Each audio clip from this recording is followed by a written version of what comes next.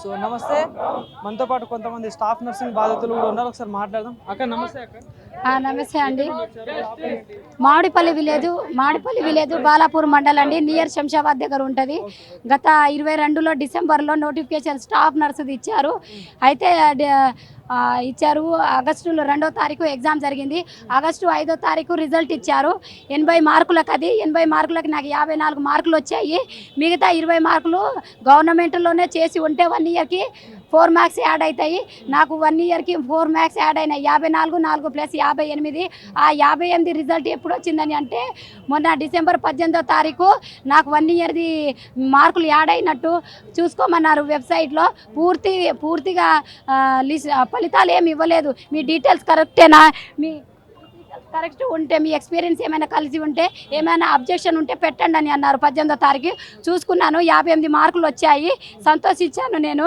కానీ non local చూసేసరికి నా దిమ్మ తిరిగిపోయింది. నేను మనిషిగా లేను, అన్కాన్షియస్లో ఉండిపోయాను. ఇదేంటి నాన్ లోకల్ పడడం ఏంది అసలు అనేసి ఎక్కడ వెళ్ళాలి అనేసి నైట్ మొత్తం నిద్ర లేకుండా మళ్ళీ ఎంహెచ్ఎస్ఆర్ బోర్డు అంటే మెడికల్ హెల్త్ సర్వీస్ రిక్రూట్మెంట్ బోర్డుకి వెళ్ళాను. సెక్రటరీ అక్కడికి వెళ్ళాను. వెళ్ళిన తర్వాత ఎంహెచ్ఎస్ఆర్ బోర్డులో వాళ్ళు ఎక్స్ప్లెనేషన్ లెటర్ రాయమన్నారు. వాళ్ళు రాసిన వెంటనే మేము పై అధికారులు పంపిస్తామమ్మా అని చెప్పారు. మళ్ళీ నెక్స్ట్ డే వచ్చారు. ఏమైంది సార్ అని అంటే అది జీవో 124 ఫాలో అవుతున్నాము. 1 నుంచి 7వ తరగతి ఎక్కడైనా చదివినా 7వ తరగతి మాత్రము తెలంగాణలో చదివి ఉండాలి అని జీవో 124 అన్నదంట. ఇప్పుడు కానిస్టేబుల్ గ్రూప్ అని అందరు రాస్తున్నారు. లోకల్ని నాన్ లోకల్ ఎలా కన్సిడర్ చేస్తారని అంటే 1 to 7th బోనఫైడే చూస్తారు. ఆ 1 to 7లో మ్యాక్సిమం పీరియడ్ ఎక్కడైతే ఏ డిస్ట్రిక్ట్లో అయితే చదివి ఉంటే దాన్ని లోకల్గా చేశారు. అలాంటప్పుడు నేను 1 నుంచి 5వ తరగతి గవర్నమెంట్ హై స్కూల్ మలక్పేట హైదరాబాద్లో చదివాను నేను. మళ్ళీ 6వ తరగతి ఇక్కడ మామిడిపల్లి సరూర్ నగర్ ఆర్ఆర్ డిస్టిక్ చదివాను నేను. 7వ తరగతి మాత్రమే నాది. 7వ తరగతి మాత్రమే కేరన్ షేర్ హై స్కూల్, ఒక ట్రస్ట్ అని అనాథ, దానికంటే ఇక ఎవరు మించింది ఉండదు. అది ఒక ట్రస్టు. ఆ ట్రస్ట్ ద్వారా నేను చదివాను. ఆ ట్రస్ట్ కూడా నాకు మా మమ్మీ కూలి పని చేస్తుంటే సార్ వాళ్ళు వచ్చి మీ ఇంత చిన్న పిల్లని చదివించుకోవమ్మా అంటే 6వ తరగతి కంప్లీట్ చేసేసింది. నేను చదివించుకోలేను, నా సోమత బాగలేదని మా మమ్మీ చెప్పడం. మా మమ్మీకి 3 ఆడపిల్లలు, 2 అన్నయ్యలు. అయితే మేము చదివించుకుంటామమ్మా అనేసి కృష్ణా డిస్ట్రిక్ట్ తీసుకెళ్లారు. అప్పటికి నాకు ఇష్టం లేదు ఆ కృష్ణా డిస్ట్రిక్ట్ నేను వెళ్ళడం. హైదరాబాద్లో పుట్టి పెరిగింది. నా జిందగీ మొత్తం ఇక్కడ, అడ్రస్ అన్నీ ఇక్కడ, నావన్నీ పుట్టు పూర్వకాలు అన్నీ ఇక్కడ. మమ్మీ నేను అక్కడ చదివాను, అది వేరేది, నేను వెళ్ళనని అని అంటే లేదు చదువుకో అని అంటే సరే అనేసి వాళ్ళు ఇచ్చిన 7వ తరగతి అనేసి నేను గిఫ్ట్గా అనేసి నేను చదవడం జరిగింది. ఒక ట్రస్ట్ ద్వారా చదివానండి. వాళ్ళు మేము చదివించుకుంటామమ్మా అని అంటే మా మమ్మీ చెప్పింది 7 ఒక్కటే చదివించుకోండి సార్, మిగతా చదువులు ఇక్కడ చదివించుకోండి అని అంటే వాళ్ళు అన్నారు సరే 8 నుంచి హైదరాబాద్లో చదివించుకుంటాము, కానీ పూర్తి డబ్బులు హాఫ్ వేస్తామని అన్నారు మా స్పాన్సరు. అలా అన్నారు కానీ పూర్తి శాలరీ వాళ్ళు వేసేసారు. ఎందుకంటే నా పరిస్థితిని చూసి, నా చదువుని చూసి వాళ్ళు ఇక 8th 9th 10th inter BSc MSc nursing, నేను ఇప్పుడు ఎంఎస్సీ 2nd ఇయర్ చదువుతున్నాను. నా స్పాన్సర్ నాకు అందుబాటులో ఉంది, ఇంకా చదివిస్తూనే ఉంది. ఈలోపు ఆగస్టులో నేను ఎగ్జామ్ రాశానండి. రాస్తే మరి 18th రోజు నాకు 58 మార్కులు చూసుకొని సంతోషించి వెంటనే నా డీటెయిల్స్ చివరి వరకు చూసుకునేసరికి నాన్ లోకల్ అని వచ్చేసింది. ఎక్కడ తిరిగినా ఎంహెచ్ఎస్ బోర్డుకి తెలిగిన, మెడికల్ బోర్డు సెక్రటరీ తెలిగిన వాళ్ళు జీవో 124 చట్టము కేసీఆర్ తెచ్చారు 2018లో అని అన్నారు. కేసీఆర్ పదవీ కాలము 10 సంవత్సరాలు. నేను చదివింది 2004 2005లో 7వ తరగతి మాత్రం చదివాను. అప్పుడు ఆంధ్ర తెలంగాణ ఏర్పడి ఉంటే నేనెందుకు వెళ్ళేదాన్ని? నాకెందుకు ఈ దురదృష్టము? ఎందుకు నన్ను హింస పెడుతున్నారు? నా జాతకం, నేను పుట్టి పెరిగింది ఇక్కడ. ఆ 7వ తరగతిని హైలైట్ చేసుకుంటూ తేజస్సు ప్రకాశవంతమైన దాన్నే ఫోకస్ చేసుకుంటూ నువ్వు కృష్ణా డిస్ట్రిక్ట్కి వెళ్ళావు, వేరే రాష్ట్రానికి వెళ్ళావని అంటారు. వేరే రాష్ట్రం ఎప్పుడు ఏర్పడింది? అసలు తెలంగాణ పదం ఎప్పుడు వచ్చింది? 2014లో జూన్ 2వ తారీఖు మనకు తెలంగాణ ఏర్పడ్డది. అప్పుడు తెలంగాణ పదమే ఎవరికి తెలియదు. అలాంటిది ఆ సారు జీవో 124 2018 అంటారు. మరి 2008కి ముందు నేను ఎప్పుడో 21 సంవత్సరం కిందట నాకు అసలు ఏర్పడతా ఉంటే నేను వెళ్ళేదాన్నే కాదు. అలాంటిది దీని ఆధారం, దీన్ని బేస్ చేసుకుంటూ 7వ తరగతి కృష్ణా డిస్ట్రిక్ట్లో చదివినందుకు ఆంధ్ర లేదు, ఏం లేదు, అంతా ఒకటిలాగానే కలిసి ఉండేది. దాన్ని నాన్ లోకల్గా పరిగణించారు. నా బాధ ఏంటంటే, నా బాధలో కన్నీరు ఎవ్వరు ఆపుతారు అంటే ప్రభుత్వమే ఆపుతుంది. అసలు జీవో అంటే ఏంది? గవర్నమెంట్ ఆర్డరు, ప్రజాపాలకులే ప్రభుత్వము, అంతేగాని ప్రజలకు అనుకూలంగా ఉండాలి జీవో. కానీ జీవో ఆపోజిట్ ఉంటే ఎలా అండి? ఇప్పుడు ఏమంటున్నారు, ఎటు బై 1 to 7th మాత్రం రంగారెడ్డిలోనే చదివి ఉండాలని అంటున్నారు. ఆ జీవో వచ్చింది మొన్న 2018లో. నేను చదివింది 21-22 సంవత్సరాలు అవుతుంది. ఏమన్నంటే నిన్నగాక మొన్న వెళ్ళాను, నేను హెల్త్ మినిస్టర్ నరసింహ సార్ వెళ్ళాను. నాలో పడ్డా సార్, నా జిందగీ మొత్తం నా ఆధారాలు అన్నీ ఇక్కడే ఉన్నాయి సార్. ఒక ట్రస్ట్ ద్వారా సార్, మీలాంటి సార్ వాళ్ళు నాకు చదివించారు. ఒక్క ట్రస్ట్ ద్వారా నేను ఒక్క సంవత్సరం చదివిన 21 సంవత్సరాలు ముచ్చట ఇప్పుడు తీసే ఎట్లా సారు? నేను ఎస్టీ క్యాండిడేట్ 58 మార్కులు తెచ్చుకున్నాను, నాకు 2 అమ్మాయిలు, ఇలా ఉంది సార్ నా పరిస్థితి అని చెప్పేసరికి ఆ సార్ అన్నారు, అమ్మ జీవో 124 వాళ్ళు ఫాలో అవుతున్నారు, అది కేసీఆర్ తెచ్చిన చట్టం, నేనేమో దానిలో తీసేది లేదు పెట్టేది లేదు అంటున్నారు. ఈయన తీసేసి ఆ కేసీఆర్ ఏమైనా తిడతారా? అలా చేతులు ఎత్తేసారు, ఏమి సమాధానం చెప్పలేదు. మళ్ళీ నిన్న సార్ని కూడా నేను కలవడం అయింది మల్లన్న సార్కి. ఆ సార్ ఏమన్నారంటే, మంచి ఒక అడ్వకేట్ని పట్టుకో, నా న్యూస్ మొత్తం వైరల్ అయిపోయింది. వైరల్ అయిపోతే అమ్మ నీ విషయంలో న్యాయం జరుగుతుంది, నువ్వు పోరాడాలి, యుద్ధం చేయమంటా. నేను ఏ నాయకులను వెళ్ళను, ఏ అధికారులను, ఏ మంత్రులను, ఏ సీఎంని వెళ్ళను. నేను ఎంతగానో తిరగను. 15 రోజుల నుంచి నాన్ లోకల్ తెలిసేసరికి నా ఈ పిల్లల చదువులాగా ఆగమైపోతున్నది. ఎంతగానో తిరగను. నేను తెలంగాణ బిడ్డనైతే ఆంధ్ర బిడ్డనని ఒక్క సంవత్సరం అలా గుర్తించడం ఎట్లా? నా అడ్రస్ తెలుసా? వాడికి తెలుసు, వాళ్ళకి తెలుసా నేను తెలంగాణ బిడ్డనని కాదని? ఒక్క 7వ తరగతి అలా హైలైట్ చేసుకుంటుంటే ఎంతవరకు నేను గిరిజన కటిక పేదకురాలను వచ్చిన దానిని నేను ఇంత కష్టపడి చదివాను. రోజుకి 14 గంటలు అండి. అసలు ఎండాకాలం మొదలుకొని అండి వర్షాకాలం వరకు గత 5-6 నెలలు రోజుకి 14 గంటలు. పిల్లల్ని అసలు పట్టించుకునేదాన్ని కాదు, మా ఆయనను పట్టించుకునేదాన్ని. పుస్తకమే నా పురుగు, నేను ఎలానైనా జాబ్ సంపాదిస్తాననేసి ఎన్నో ఆశలతో 14 గంటలు నేను చదవడం జరిగింది. నా చదువులమ్మ సరస్వతి అని అంటారు, మానవ సేవే మాధవ సేవ అంటారు. ఇవన్నీ నేను ఎవరికి చెప్పుకోను. నా విద్యని ఎవరు దోచుకొని అంటారు, విద్య లేనివాడు వింత పశువు అంటారు. ఇప్పుడు నేను వింత పశువుతో సమానం అయిపోయాను. నన్ను 7వ తరగతిని అంతా ఫోకస్ చేస్తున్నారండి. నేను 1వ తరగతి నుంచి 6వ తరగతి ఇక్కడ చదివాను కదా, సరే 7 అక్కడ చదివాను, మిగతా చదువులన్నా చూడొచ్చు కదా, మిగతా అడ్రస్ అన్న చూడొచ్చు కదా.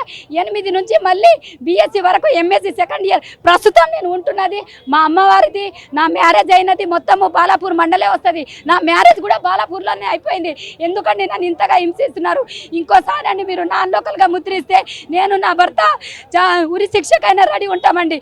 ఇప్పుడు నాన్ లోకల్ అని పెట్టేశారు, నెక్స్ట్ నోటిఫికేషన్ వస్తుంది.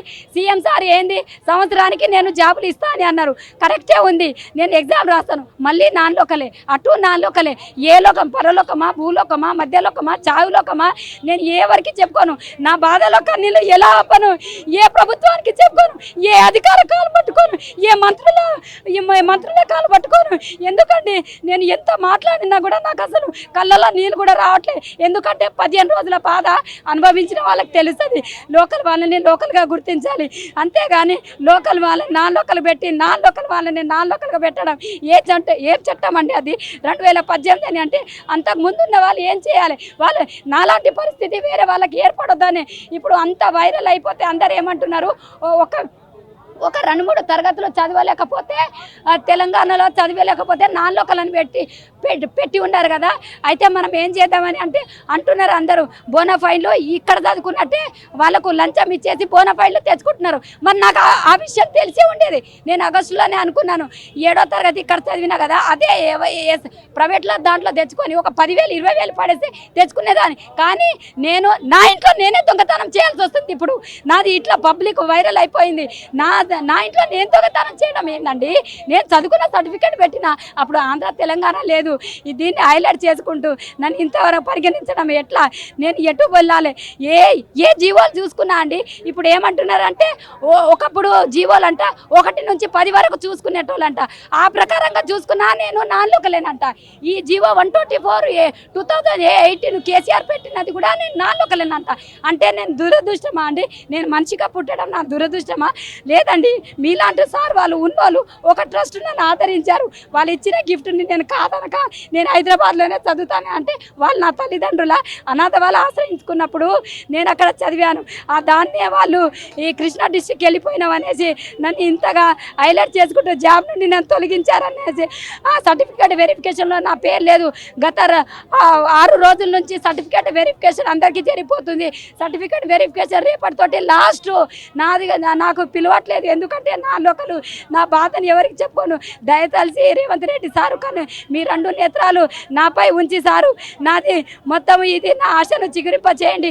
ఫస్ట్ మీరు కాంగ్రెస్ వచ్చినప్పటి నుంచి 7వ తారీఖు ప్రమాణ స్వీకారం చేశారు. ఫస్ట్ రిజల్ట్ స్టాఫ్ నర్సుదే రిజల్ట్ ఇచ్చారు. ఎందుకు సార్ ఇట్లా లోకల్ వాళ్ళని లోకల్గా గుర్తించకుండా వాళ్ళు తెచ్చిర్రు వీళ్ళు తెచ్చిర్రని వీళ్ళు తెచ్చిర్రని నన్ను అలాంటి వాళ్ళు ఇరుక్కున్నారు సారు. నాకు తెలియదు సార్ అసలు ఎందుకు సారు ఇలా ఏవో జీవాలు తెచ్చుకుంటున్నారు.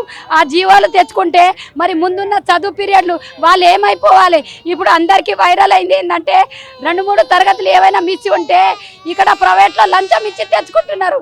నా పరిస్థితి ఏంది సార్? మరి నా చదువుని నేను ఎవరు దోచుకున్నారు ఎవరికి చెప్పను. నా బాధను మీరు అర్థం చేసుకోండి సార్. నేను తెలంగాణ బిడ్డని, నా దగ్గర అన్ని ప్రూఫ్లు ఉన్నాయి. తెలంగాణలో పుట్టి తెలంగాణ ఆధారాలు ఉంటుకుంటూ ఆంధ్ర తల్లిలని చూపిస్తున్నారు. ఇది ఎంతవరకు న్యాయం కాదు.